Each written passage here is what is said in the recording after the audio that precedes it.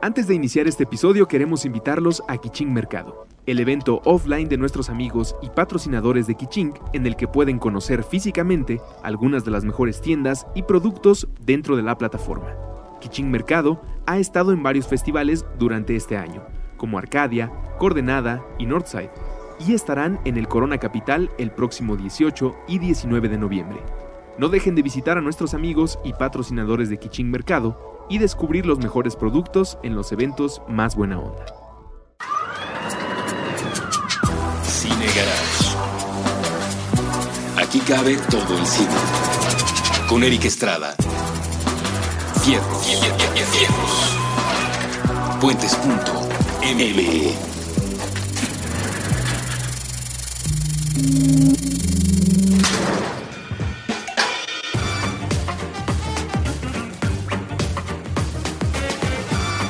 Hola, ¿qué tal? Yo soy Eric Estrada. Les doy la bienvenida a un episodio más de Cine Garage en Puentes. Un episodio que va a complementar. El Festival de Morelia nos está dando muchísimo material. De nuevo, muchas gracias a los involucrados, tanto en el festival como la coordinación de invitados. Todo lo que está saliendo después de 2 semanas y cacho de haber estado allá me parece impresionante. Y pues bueno, no vamos a hablar directamente del festival, aunque repito, el tema lo venimos jalando desde allá. En la edición de este año tuvimos la suerte de ver Una Verdad Incómoda 2, que es como le pusieron al documental en español, aunque en realidad se llama The Inconvenient Sequel, que tiene más sentido, pero ya conocen ustedes a la gente de la distribuidora. Saludos a Paramount y a Carla Guerrero, que seguro nos escucha. Y a partir de haber visto el documental, tuve el enorme placer de hablar como 7-8 minutos con Al Gore, Premio Nobel de la Paz, sobre el documental, sobre lo que pasa directamente en la película, sobre sus ideas, sobre lo que él quería hablar. Hablamos de la Serie Mundial ya muy al final de la entrevista, que todavía no sabíamos quién iba a ganar. Muy amable el señor Al Gore, que nos dio su previsión, y ahí pondremos la entrevista en la bitácora de este episodio. Ahora, para seguir hablando de ese tema, a propósito de lo que se habló en Morelia, a propósito de la rueda de prensa que dio también Al Gore, en la que estuve y en la que también estuvo presente mi invitada de esta tarde, pues vamos a seguir hablando de lo que está pasando con respecto al cambio climático, con respecto a la película, con lo que se puede hacer, con lo que no se puede hacer, con lo que creemos que hacemos y a veces está mal. Y justo por eso quiero darle las gracias a Natalia Lever, directora para México y Latinoamérica de The Climate Reality, que vino a platicar con nosotros, que se tomó un espacio, que vino hasta acá para platicar. Natalia, bienvenida, muchísimas gracias por estar aquí. Muchas gracias a ti y a todo tu equipo, a Paramount y a todos los que participaron en la película. Y pues bueno, Natalia nos ayudó un poco en la conferencia de prensa, estoy bien, ¿verdad? A comenzar esta conversación con Al Gore. Ella estaba lanzando algunas preguntas al principio como para calentar el asunto, sacar algunos temas, y después pues vinieron las entrevistas que les comenté más temprano en este programa. ¿Qué está pasando con el documental, Natalia, desde el punto de vista, como me lo decías tú, de un líder climático?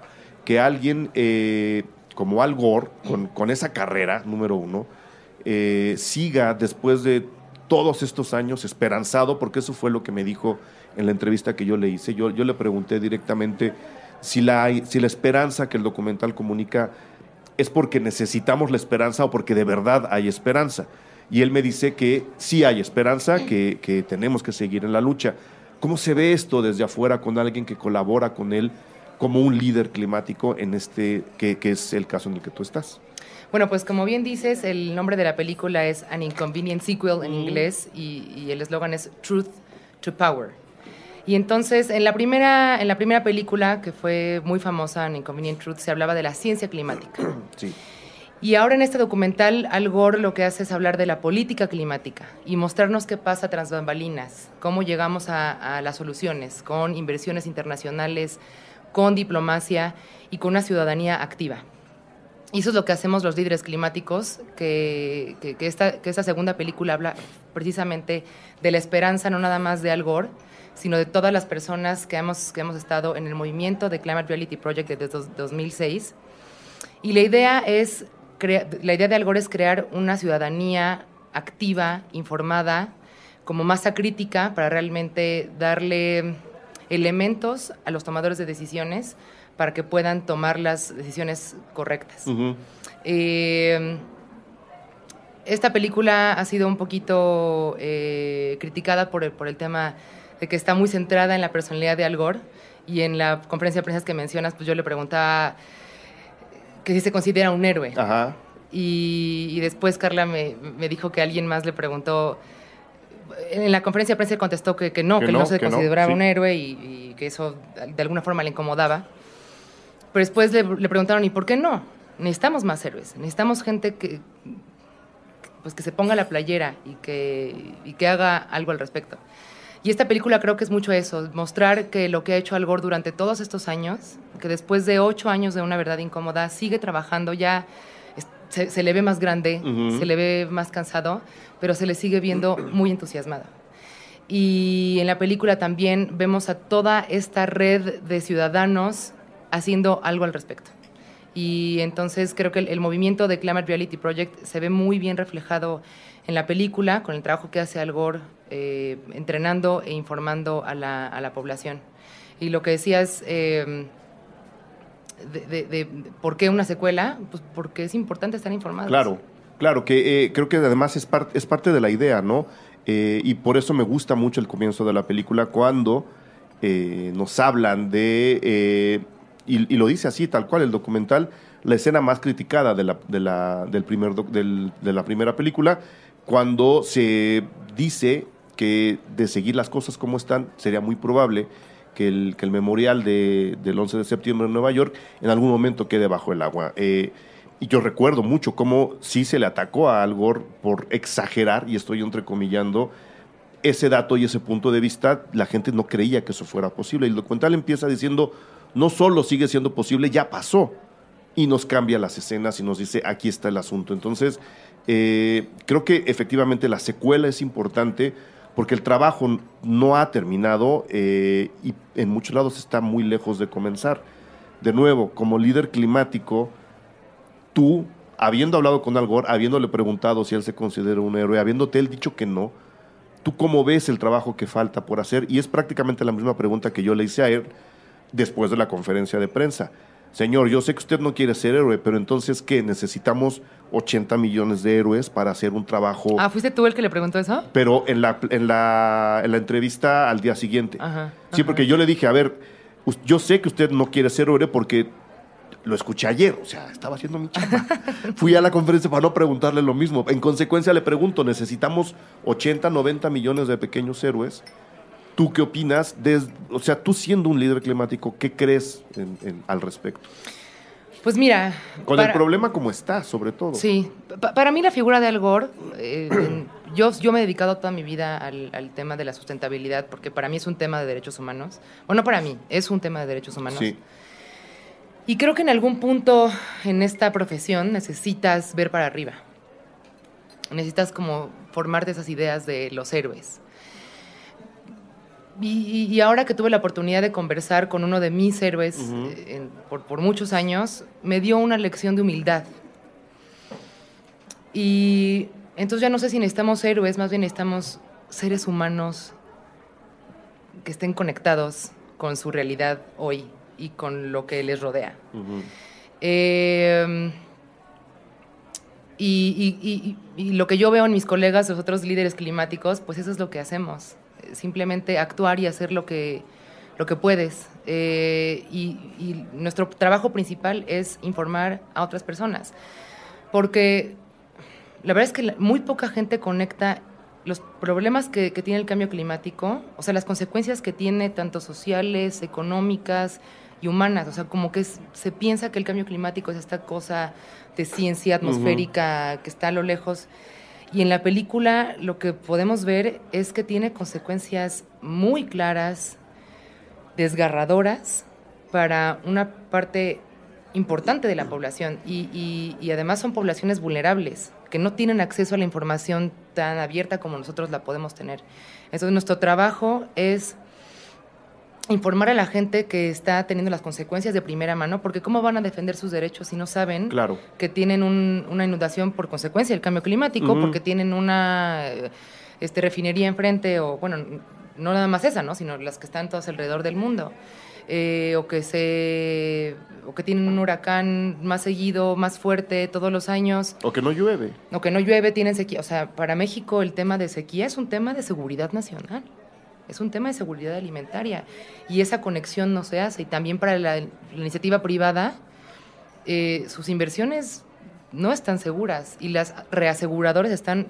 O sea, cada vez más vemos a más industrias llamando la atención, alzando la voz, pero desde abajo.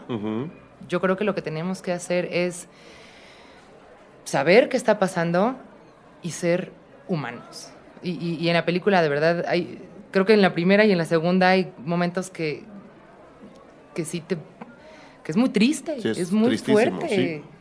Pero el mensaje de Al Gore, y es lo que a mí me llena de su personalidad, es las soluciones están a la mano. ¿No? O sea, porque también es una problemática que siempre se entiende, como es compleja, como tiene que ver con muchas cosas. Bueno, ¿y cómo lo resuelvo? Porque entonces está por un lado las inundaciones, y por otro lado las sequías, y por otro lado no hay voluntad política, y ¿no? La pobreza, los conflictos armados, en fin, como hay una serie de consecuencias que surgen de esta problemática del cambio climático, pero al final hay soluciones y se están implementando y las cosas se están moviendo. Entonces también informar a la gente de eso. Y son los líderes climáticos los que pueden informar a la gente de eso. ¿Qué hace un líder climático? ¿Y cómo te convertiste tú, Natalia, en un líder climático? Pues bueno. No es algo que un niño levante la mano y diga, yo de grande quiero ser líder climático. Te sorprenderías, ¿Ah, sí? Cuando damos clases con niños chiquitos, se entusiasman un montón. Pues yo, y esta plática la he tenido con varios líderes climáticos. Bueno, ¿y por qué? ¿Qué ¿No? hacemos? Porque además somos bien intensos. O sea, no es como hay ciertas profesiones que la gente es muy intensa. Sí. Y bueno, sí surge de una inquietud mía desde pequeña. Y la mayoría de los ambientalistas me parece que tienen eso. En la universidad hice mi propia organización civil con otros compañeros, donde estuvimos haciendo proyectos de reciclaje y de educación ambiental. Y ahí fue cuando me enfrenté a la realidad que no todo el mundo es ambientalista, ¿no? O sea, para mí es una cosa natural, hay que cuidar, hay que respetar. Y ahí fue cuando me enfrenté a ver que ese no es el sistema en el que vivimos. Eso no es lo que aprendemos todos los días, no es lo que vemos en las películas, no es la cultura popular. Entonces, pues bueno, la educación ambiental se hizo para mí cada vez más una necesidad. Y después me entero de que Al Gore entrena a gente normal y dije, wow, o sea, yo quiero ir. En 2016 fui a Houston para entrenarme. Y son eventos muy bonitos de 3 días, donde la mayoría del entrenamiento te lo da Al Gore, con su presentación maravillosa, que es la que vemos en An Inconvenient Truth. Te enseñan a cómo comunicar el tema de cambio climático de una forma clara, cómo no juzgar a los demás porque no creen en el cambio climático y no son verdes completamente y sustentables, porque al final, de nuevo, no es algo que veamos todos los días, o sea, no es algo natural, es algo que tenemos que crear. Y pues es una comunidad muy interesante, tenemos líderes, más de 13,000 líderes climáticos alrededor del mundo, de 140 países, y nuestro trabajo es informar. O sea, creo que lo que Al Gore siempre está diciendo es que tiene mucho poder que la gente esté informada, que la gente sepa qué está pasando. Así que informamos dando pláticas de cambio climático desde a un grupo de 3 personas, ¿no? Desde tus cuates, tu familia, hasta congresos enormes, en empresas, en escuelas. Escribir en periódicos, en revistas universitarias, en blogs, en donde puedas. Reunirte con otros líderes climáticos para ver qué están haciendo alguien más. O sea, crear fuerza de trabajo. Pero principalmente lo que hacemos es informar a la gente de qué está pasando y cuáles son las soluciones que tenemos en la mano. Tú estudiaste Relaciones Internacionales, ¿estoy en lo correcto? Estás en lo correcto. Obviamente eso, a como están las cosas ahora, tiene todo el sentido del mundo, ¿no? Que alguien que haya estudiado Relaciones Internacionales esté involucrado en esparcir esta información, en tratar de encontrar una solución global, porque el problema es global, la solución tiene que ser global. Pero cuando tú estudiabas Relaciones Internacionales, ¿ya veías que esto podía servirte como una especie de plus a la hora de focalizar el problema y encontrarle solución? ¿Es algo que las universidades deberían estar también comenzando a ver una nueva rama, digamos, una nueva punta de la carrera de Relaciones Internacionales? Porque cuando nuestros papás estudiaban Relaciones Internacionales era por ir a trabajar a la ONU, ¿no? Digámoslo así. Ahora no, ahora la cosa ha cambiado mucho. ¿Tú lo veías así y crees que las universidades tengan que empezar a verlo? Yo no lo veía así. O sea, cuando empecé a estudiar Relaciones Internacionales, la mayoría de las teorías de RI tienen que ver con equilibrio de poder. Como esta forma como muy maquiavélica de ver las cosas. Hay mucha ciencia política, ¿no? Sí. Sí, o sea, RI es una carrera de ciencias políticas. O sea, aquí en algunas universidades tiene su propio departamento, pero en realidad surge de las ciencias políticas. Y en mi universidad, la verdad es que está el tema del soft power, de la diplomacia. Como nombres. En el ITAM.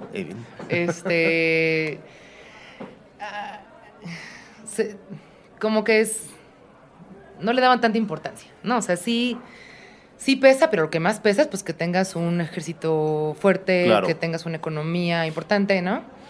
Entonces el tema de la diplomacia y de la cultura y tal es importante, pero no es determinante. No determina. Lo ven así. Exactamente. Pero luego las cosas se van moviendo muy rápido. Y en la película lo que es muy interesante es que toca el tema de derecho internacional, del Acuerdo de París, de diplomacia internacional. O sea, porque en relaciones internacionales también como que el tema de la ONU y como a ese derecho, como no es vinculante, claro, pues realmente qué tanto peso tiene, ¿no? Pero bueno, al final hemos avanzado mucho en temas de derechos humanos, por ejemplo. Y el Acuerdo de París no se pudo ver firmado, o sea, no había manera que llegáramos a un acuerdo tal sin diplomacia, sin entender qué está pasando alrededor del mundo, sin ver que todo está conectado. Claro. Por ejemplo, una de las problemáticas más claras del cambio climático son los refugiados climáticos. Hoy hay más refugiados climáticos que refugiados de guerra. Entonces, cada vez más los países van a tener que estar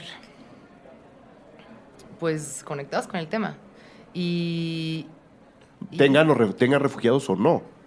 Exacto, ¿no? porque además el tema económico, exacto, bueno, el tema sí, de la economía, de los mercados de carbono, o sea, ya por tema economía, por tema social, por tema ambiental, todo está conectado. Y creo que antes no era algo que se viera de una forma tan clara. Y hoy, específicamente por el tema ambiental, pues cada vez más vamos a ver, bueno, ahora las COPs, ¿no? Son 159 países.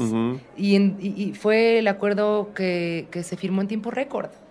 O sea, nunca habíamos visto que un acuerdo se firmara tan rápido por tantos países. Entonces, sí, varias universidades ya están tomando el camino hacia, ok, estos chicos tienen que saber qué está pasando con el cambio climático, porque lo van a enfrentar, seas ingeniero, abogado, internacionalista, comunicólogo, químico, lo que sea. Porque está cambiando nuestra realidad todo el tiempo, todos los días. Prende las noticias. Claro. Está cambiando muy rápido, tanto las consecuencias como las soluciones. O sea, la economía verde está, como tiene que ver con tecnología, pues está cambiando mucho y está cambiando muy rápido. Como un simple espectador, que es como yo procuro ver las cosas, el capítulo de El Acuerdo de París En la película, en Una verdad incómoda 2, resulta tremendamente angustiante, a pesar de que sabes que se firmó, ¿no? O sea, yo sabía que se había firmado. Además, cumplió años hace 2 o 3 días, una cosa así. O sea, estamos grabando a nada de conmemorar la firma, pero viéndolo como un espectador normal, viendo la historia adentro, esa mini película de la firma del acuerdo, resulta angustiante y entristecedor. No solo porque ves quién se está oponiendo y por qué se están oponiendo al cambio, sino porque luego ves que la presidencia de Estados Unidos la gana alguien que se va a oponer a ese acuerdo en el primer día, sabiendo que está firmado. Es angustiante. Como líder climático, ¿qué representa esa mini historia dentro del gran documental de Al Gore? Es decir, ¿qué tipo de angustias despierta ver todo lo que pasa alrededor de un acuerdo como el de París? Pues te mentiría si te dijera que no se siente feo. O sea, para todos los ambientalistas, el Acuerdo de París fue wow. Fueron 17 años de negociaciones. Y hay gente que dedicó toda su vida, o sea, toda una carrera completa para que se lograra este acuerdo. Y en Climate Reality tenemos la fortuna de contar con la participación de Beatriz Bujeda, que es nuestra consultora en temas de política pública, y ella estuvo ahí. Ella estuvo liderando al grupo de México en París. Y entonces, bueno, por platicar con ella como que lo hace mucho más diferente, ¿no? No ver la noticia, sino alguien que lo vivió ahí, que estuvo presente. Y una de las cosas que me cuenta es como algunos países llevan unas delegaciones enormes, que tienen un experto para cada párrafo. Como en los Juegos Olímpicos. Sí. Tienen un experto para cada párrafo. Y otros países que pues no duermen porque tienen ellos que revisar absolutamente todo el documento. Y creo que lo más relevante del Acuerdo de París y por lo que se pudo firmar es que toma en cuenta esta problemática de las responsabilidades diferenciadas. Porque no se había podido llegar a un acuerdo antes, porque entonces tenemos a países desarrollados que contaminaron un montón por muchos años. Y a países en desarrollo que están contaminando un montón ahorita. Porque necesitan... Porque tienen que crecer. Claro. Y entonces en las COPs era, oye, yo dejo de contaminar, país en desarrollo, pero pues tú tienes que darme dinero porque tú ya contaminaste y que tú tengas dinero hoy, pues mira el resultado, ¿no? En la atmósfera y en la contaminación y tal. Yo tengo que crecer. Entonces yo no puedo invertir.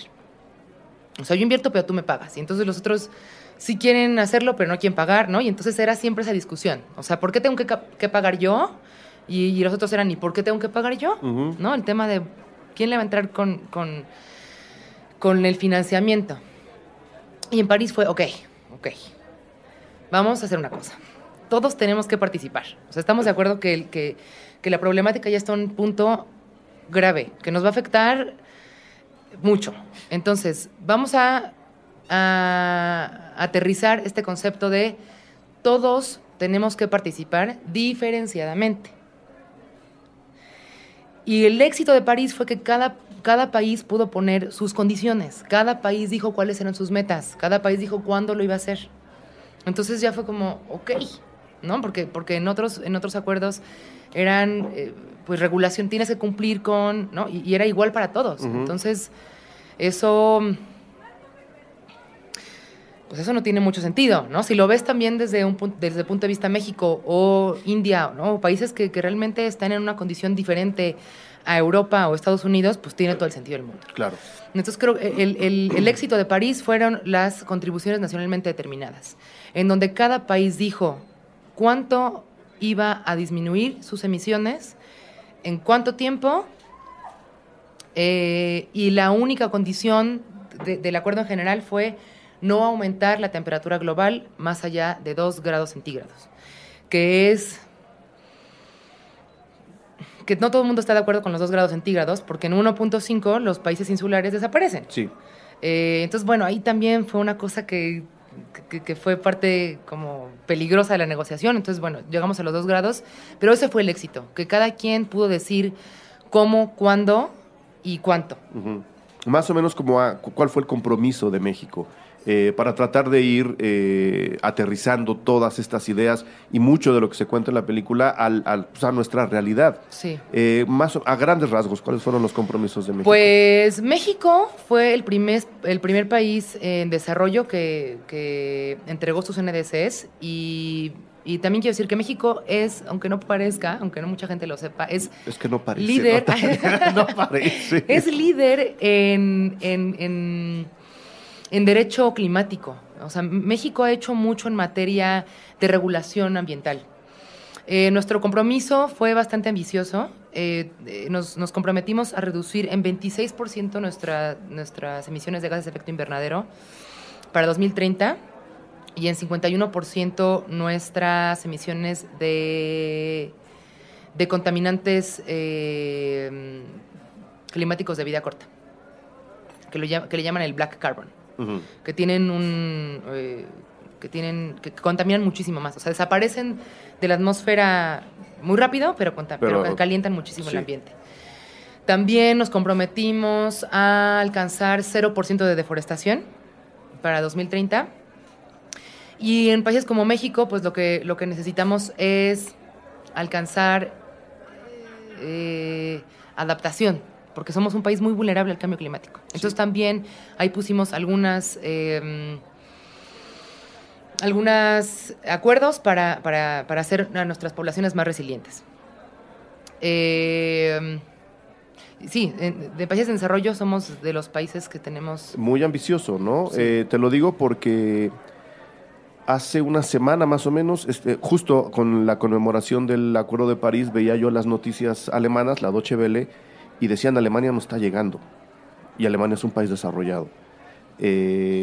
¿Cómo vamos? ¿Se puede saber? Ay, creo que todo el mundo está teniendo problemas, porque en aras de firmar un acuerdo, como que todo el mundo dijo, sí, o sea, por ejemplo, en México tuvimos 4 meses todos tuvimos 4 meses para hacer nuestros NDCs. Si le preguntas a la comunidad científica, te contesta que necesitaban 2 años para hacer esas mediciones correctamente. Esas proyecciones también, sí. Entonces, bueno, o sea, como que de alguna forma fue un poquito improvisado llegar a ese número. No todos vamos a llegar a ese número. Pero, por ejemplo... Pero sí es un tema de regulación, o sea, sí podemos llegar al número. Sí se puede. Sí podemos llegar, sí. Quizá no en el tiempo que dijimos, pero sí se puede. Sí podemos llegar al número. Y por eso es tan importante el activismo, porque si volteas a ver a países como Chile, que están teniendo una inversión brutal en energías renovables, uh-huh. Todo tiene que ver con regulación. Lo están haciendo porque tienen una buena regulación. ¿A qué te refieres con regulación? Para que la gente más o menos ubique. Poder dar un contexto interesante para inversión. Inversión verde. Inversión verde. Poder ofrecer también como facilidades para hacer los proyectos. Aquí en México en temas de energías renovables tenemos muchos problemas con la tenencia de la tierra. Aquí la gran parte de la tierra no es tierra pública, es tierra comunal. Sí. Entonces son ejidos o son tierras comunitarias. Y entonces eso hace mucho más complicado poder hacer un proyecto de 10 hectáreas o de 100 hectáreas para un parque solar. Y el gobierno necesita ayudar a la iniciativa privada a tener mejor comunicación con las comunidades en sitio para que haya pues mayor éxito en los proyectos, porque muchos no se llevan a cabo porque la comunidad no está de acuerdo con la iniciativa privada, luego se hace bajo un contexto de ilegalidad, ¿no? Lo voy a decir así, y pues luego no se llevan a cabo. Claro. Estos proyectos. Ok. Y sin embargo, me imagino que habrá, como decíamos en un principio, acciones que desde nuestro nivel, más allá de separar la basura, por supuesto, ¿no?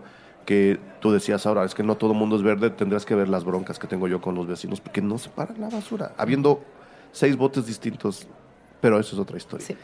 Cosas que se pueden hacer todos los días. Me hablabas hace rato de un campo de entrenamiento que va a haber en México. ¿Qué tan involucrada estás en él? ¿De qué se trata? ¿Cómo va el asunto? ¿Y qué tanto de esto hay en un país como este? Pues mira, la idea de tener una oficina para México y Latinoamérica de Climate Reality Project surge porque en la región no hay realmente una organización que toque el tema exclusivamente de cambio climático. Tenemos muchas organizaciones ambientales que han hecho trabajo muy importante, no solamente para México, sino para todo el mundo, en materia de biodiversidad, de reforestación, pero no hay nadie que esté tomando el tema de cambio climático en específico. Y lo que Al Gore propone en esta película, una secuela incómoda, es que las cosas que puedes hacer todos los días, que realmente tienen mayor impacto, son 3. Gana la conversación, que quiere decir, si no todos estamos enterados de que el cambio climático es una problemática que nos pega a diario, ¿no?, en nuestras vidas, pues va a ser más complicado que lleguemos a tener regulaciones que cambien esa situación. Entonces, gana la conversación. Infórmate del cambio climático y díselo a los demás. Cada que estés en una conversación y salga el tema, gánala. O sea, realmente infórmate lo suficiente y trabaja contigo como en tu paciencia para que los demás comprendan. Y una vez que, bueno, entonces, gana la conversación. 2, utiliza tu voto. Entonces, bueno, primero ganas la conversación, informas a todo el mundo y después te fijas e insistes en que los tomadores de decisiones tengan en cuenta este tema. No importa por quién hayas votado. O sea, tú tienes a lo que me refiero, lo que creo que se refieren es, tú vota, pero luego por quien votaste tienes que estar ahí detrás recordándole el tema, ¿no? Sí, y cuando votes también fíjate en cuáles son sus propuestas. Sí. Y 3, pues sea un consumidor responsable. Sí. Y entonces nosotros vamos a tener un entrenamiento, estamos súper emocionados, del 21 al 23 de marzo, con Al Gore. Te platicaba estos líderes climáticos que tenemos en todo el mundo, 140 países. Todos los entrenamientos son multiculturales y hablamos de muchos temas muy interesantes. Y tienes la oportunidad de que te entrene, pues, el vocero de cambio climático en el mundo. Claro. Vamos a tocar temas específicos para México y Latinoamérica que tienen que ver, por ejemplo, con la tenencia de la tierra, con el precio a los hidrocarburos, con ciencia climática, en fin, como cosas que te van a ayudar a comprender lo básico, que te van a llenar de energía, donde vas a conocer a gente que dedica su vida a este tema y que tiene resultados y que en sus países están realmente cambiando el mundo. Es de nuevo es un entrenamiento de 3 días y después de que te entrenas, pues tienes la oportunidad de empezar a hacer actos de liderazgo y de empezar a ver cómo el activismo tiene consecuencias muy claras. Por ejemplo, en el entrenamiento que tuvimos en Pittsburgh, justamente unos días antes del Festival de Morelia, fue nuestro entrenamiento más grande, más de 1,300 participantes. Wow. Y en ese entrenamiento tenemos como días de acción, y el Día de Acción para México y Latinoamérica fue conectarnos con el gobierno de Yucatán, que hoy es un caso de éxito para el tema de sustentabilidad, y los chicos realmente pudieron conversar con el gobernador, con secretarios de Estado, con gente que está tomando decisiones y que quiere escuchar desde la ciudadanía qué soluciones hay, porque no todos los tomadores de decisiones tienen un entrenamiento, tienen un contexto en el que comprendan qué está sucediendo. Necesitan que nosotros también los informemos. A veces ni asesor tienen para eso. No, claro que no. Tienen otras prioridades. Claro. Y en esos países la prioridad es la pobreza, ¿no?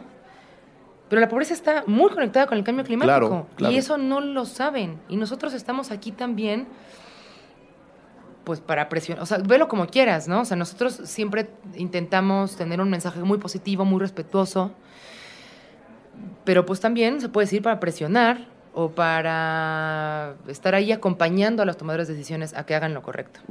Y Y en ese sentido, regresando a tu pregunta de, bueno, ¿qué pasa con el activista después de que ve qué pasó con Trump y, ¿no? O sea, como la depresión, ¿no? Sí, claro. O sea, en la película vemos como, bueno, yo cada que la veo me vuelvo como a estresar. Me vuelvo a estresar porque ves que lo único que está en juego no es hacer lo correcto, ¿no? Entonces te tienes que separar del tema moral. Esto va más allá de la moral. Y en la película está muy interesante porque realmente te mete en las entrañas de qué es una negociación internacional. Sí. Y creo que eso es lo más interesante de esta película, como te decía al principio. Ya no es la ciencia climática, es la política climática. Y las inversiones. Y quién quiere invertir, y quién no quiere invertir, y por qué, y cómo, y cuánto. Y quién le quiere entrar y quién no. Con quién hay que platicar. Toda esta... Pues la grilla. Sí, la grilla. La grilla, o sea, la grilla internacional. Y como líder climático, pues también te metes en la grilla. Porque de alguna forma, así como se han dado las cosas y como se ha dado la evolución de la humanidad, especialmente en pensamiento político, metidos como estamos de manera ya irremediable en el sistema capitalista, ya no hay un contrapeso real a ese sistema siguiendo en él. Creo que el paso necesario era meter el pensamiento verde en el sistema capitalista. Entonces, cuando la gente empieza a ver que no solamente se puede vivir, sino que se puede ganar con pensamiento, tecnología, política verde, la cosa toma un sentido mucho mayor para ellos, que en consecuencia puede acabar beneficiándonos a todos. Y eso es lo importante de liderazgos como el de Al Gore. Si no hubiera voceros que movieran a tanta gente, claro, ¿cómo metes a la discusión internacional el tema? O sea, o por el tema de el marketing o por el tema de los votos, ¿no? O sea, para el político es, oye, a mis votantes les empieza a interesar el tema y lo tengo que tocar, tengo que hacer algo al respecto. Y a la compañía, ya es una ventaja comparativa. Claro. En precio, o sea, en materia de energía, por ejemplo, el precio ya está igual o es más bajo de energías renovables. O sea, invertir en bosques es una inversión bastante interesante, bastante buena, ¿no? O sea, pero también por el lado de a mi consumidor ya le importa. Uh-huh. Entonces le tengo que entrar a invertir en ese tipo de cosas.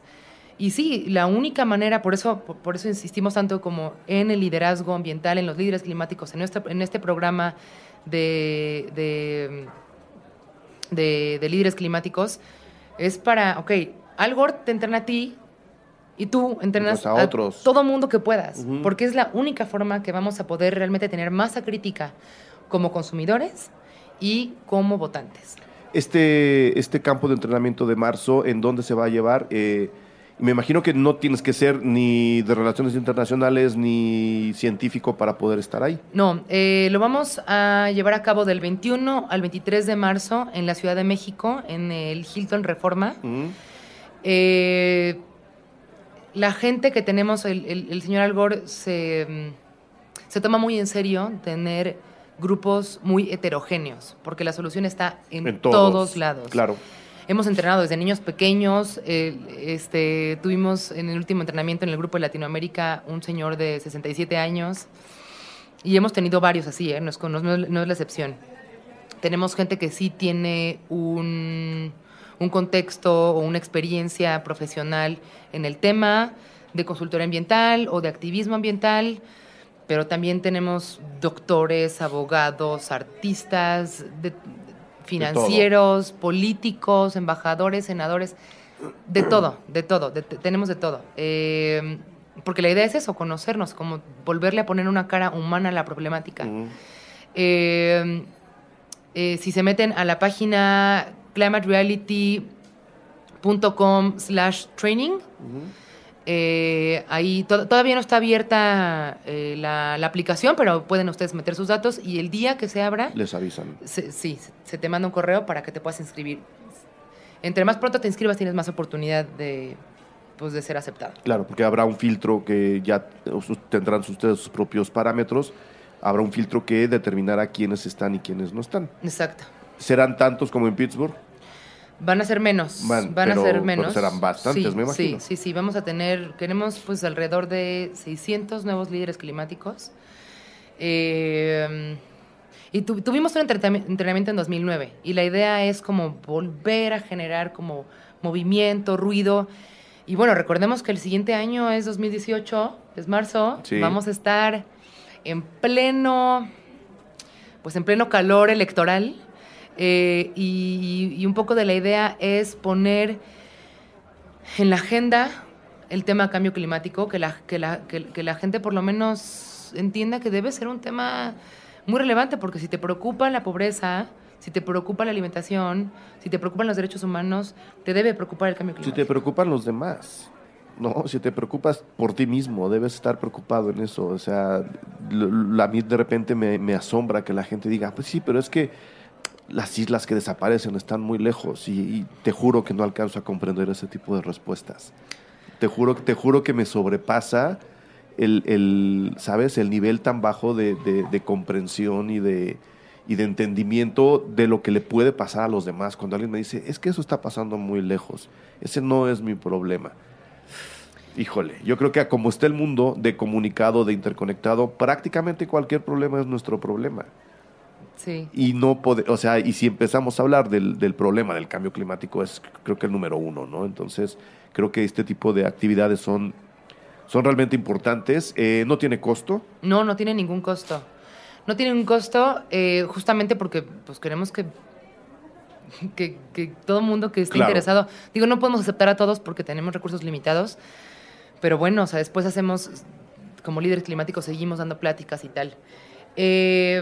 Y esto que comentas de que a la gente no le interesa, creo que todos los ambientalistas pasamos por ese... Bueno, toda la gente... No importan los demás. Toda la gente. Pasamos por eso de repente. Y una parte que a mí me dejó mucho el entrenamiento es cómo trabajar con eso. Y es no juzgando. Yo también, o sea, ¿cómo no te importa? Es que ¿cómo no te interesa? ¿Que no estás viendo lo que está pasando? ¿Que no estás viendo cómo está sufriendo la gente? Y más allá de que el Foro Económico Mundial en 2016 calificó al cambio climático como la problemática número 1 a nivel mundial como riesgo a la economía. Sí. No, o sea, eso aparte. Y es que ¿cómo vas a juzgar que a alguien no le importe cuando todo el sistema está enfocado a que no te ames? A que no te ames para que entonces necesites consumir.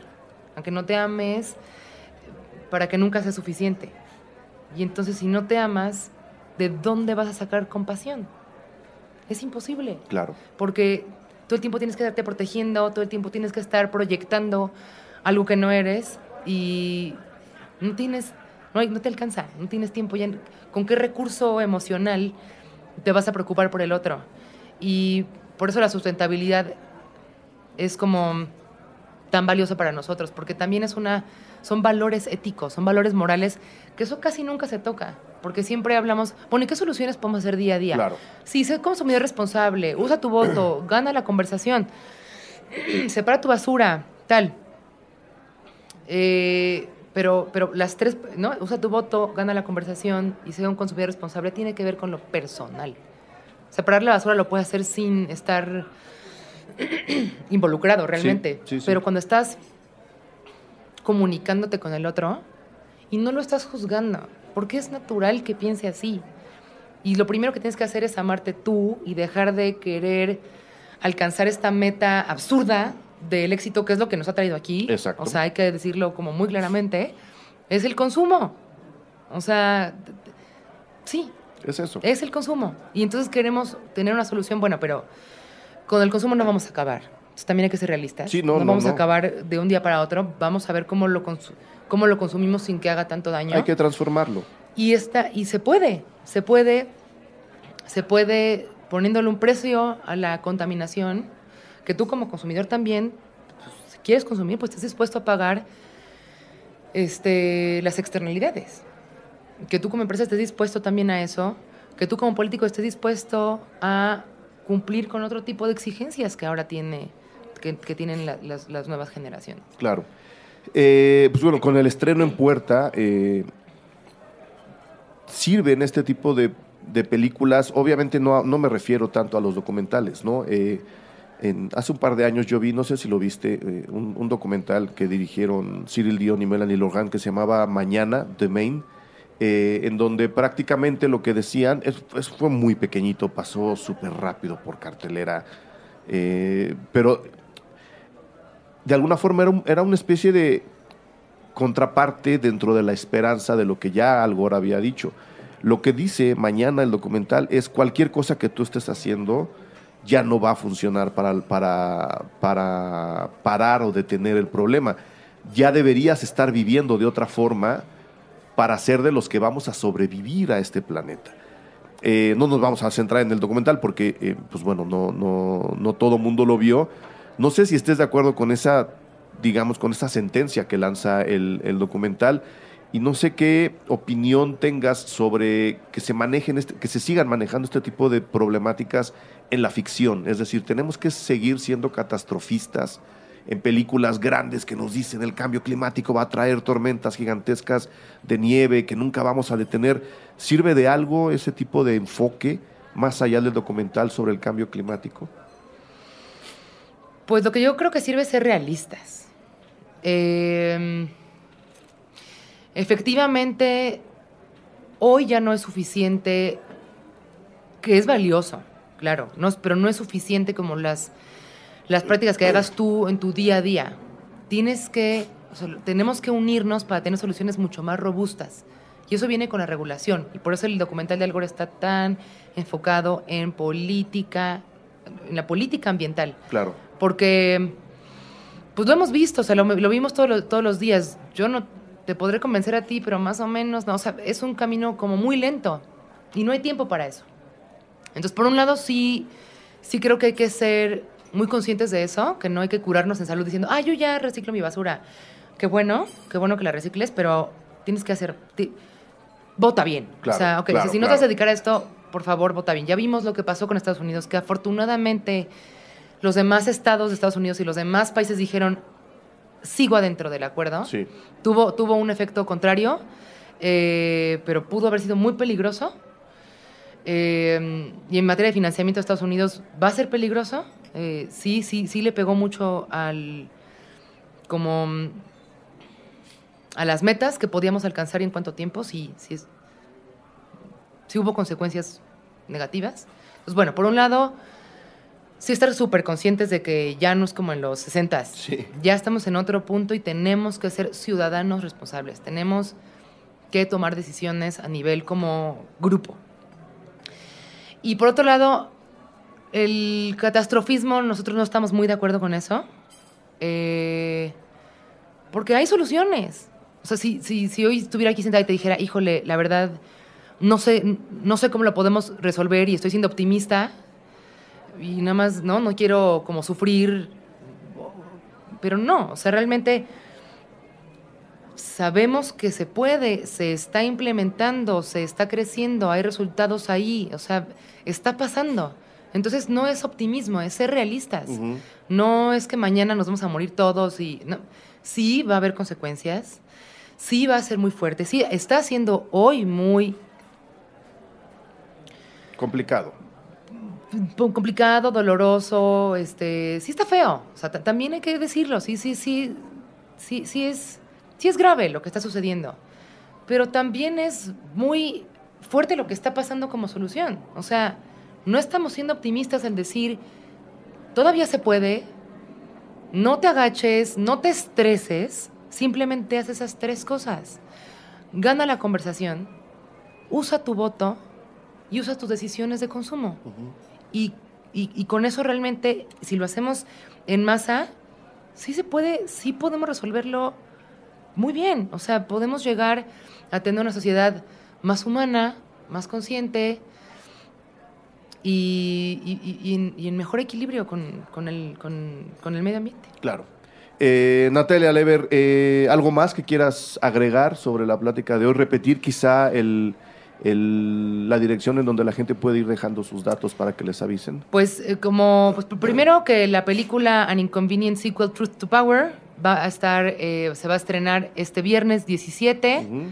Váyanla a ver, es un enfoque bien distinto al cambio climático. Sí.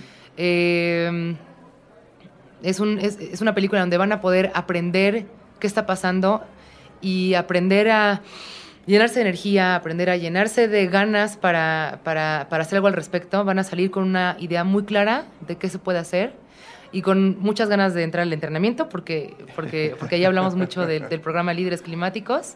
Entonces, bueno, como número 1, 17 de noviembre, vayan a ver la película, infórmense para empezar a ganar la conversación. Uh-huh.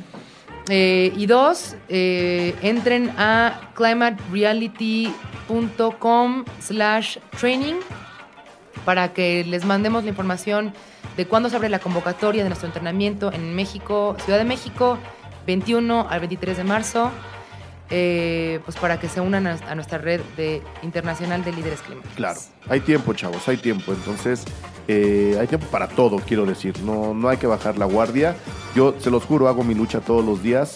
Y ha habido mucha gente que me ha querido bajar la guardia. Yo soy un necio de lo peor. Entonces, me ha tocado ganar varias conversaciones. Ya te contaré eso, Natalia. Mil gracias por haber venido a Cine Garage, por estar con nosotros. Muchísima suerte en todo lo que venga. Cualquier cosa que necesiten, por favor, avísenos. Estos micrófonos están abiertos especialmente para cosas como esta. Muchísimas gracias. Muchas gracias y pues vamos a regresar con más noticias. Ok, bye. Bye.